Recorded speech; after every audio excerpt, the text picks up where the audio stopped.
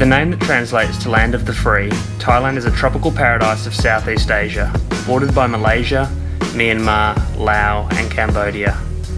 Formerly Siam and with a population of 66 million, the country is as expansive in culture as it is in wide and varied landscapes.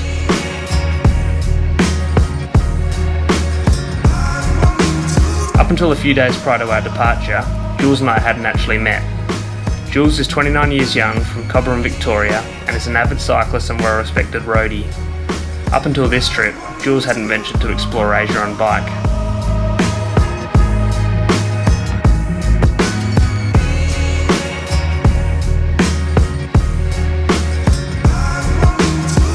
Jack Thompson, or Jack Ultra Cyclist as he's known on the web, is 30 years old and has been lucky enough to travel all over the world on two wheels. Late last year, Jack was deemed the most extreme cyclist on earth.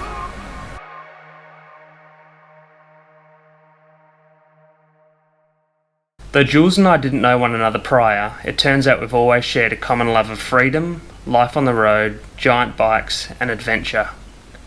Earlier this year, the Thai Tourism Authority were kind enough to invite us on a 2-week, self-supported adventure, exploring the Gulf of Thailand, on bikes of course, and the following is a glimpse of what transpired. Lads have just checked into Perth International Airport and we've been lucky enough to be upgraded to Thai Airways Royal Silk. Let's get this show on the road. We were stoked. Sitting in business class, sipping back on Thai beers, the realisation sunk in that this may be our last treat of real luxury before living out of our bike bags in one pair of clothes for the next 2 weeks. Day one on the bike was a real baptism of fire as we adjusted to drinking the copious amounts of water required to sustain our performance and health on the bike. As we ventured on south, the guzzling of water in a camel-esque nature just became the norm and we adapted to drinking 6+ litres of water each day.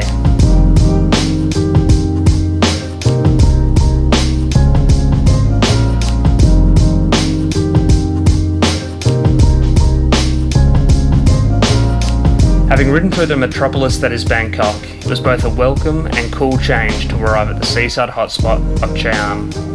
The temperatures dropped and we enjoyed the first of Thailand's many and varied coastal beauties.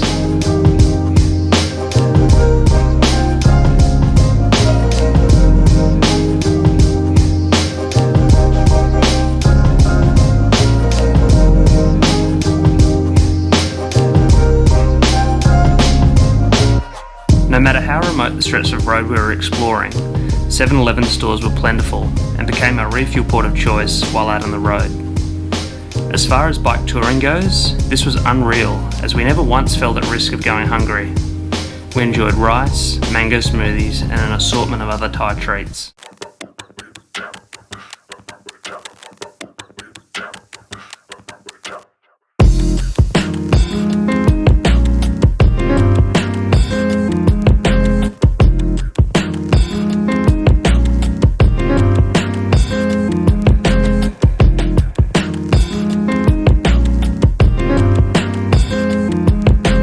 As we made our way into Champon, the clouds closed in and we experienced our first real dose of tropical afternoon rain. As we washed our kit and refreshed following our morning on the pedals, the temperatures dropped, allowing us to enjoy an afternoon of exploring the local market scene with less sweat than normal.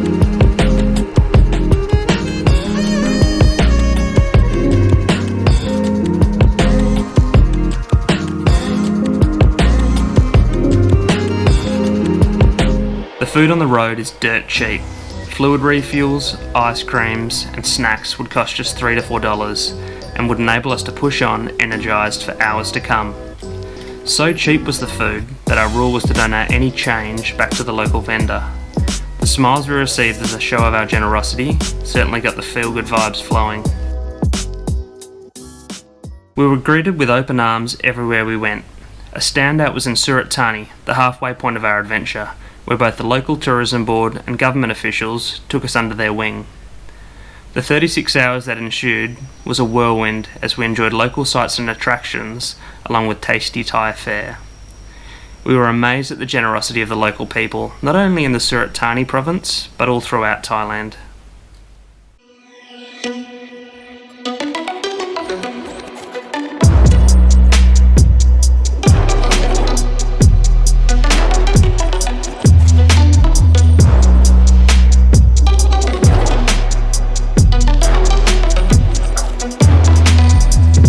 narrowed in on our final destination of Phuket, we were met by a group of local riders as we rolled into Chandy. The lads agreed to meet us early the following morning and guide us on a local route to our destination in Krabi. Fueled up on local coffee, we proceeded to enjoy the Chandy chop and the taste of our own stems for the next 100 kilometres. Unreal.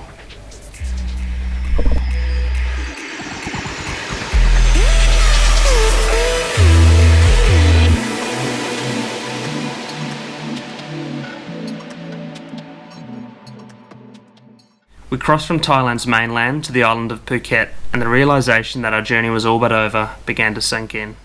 We've hit the shores of Phuket, the island of Phuket. Before we crack on, it'd be rude not to refuel at 7-Eleven. As we weaved our way along the varied tropical beaches perched high above the white sand kissing the shores of the Andaman Sea, both Jules and I raised a toast to an incredible 2 weeks on the bike. Without word of a lie, Thailand is one of the world's best kept cycling secrets.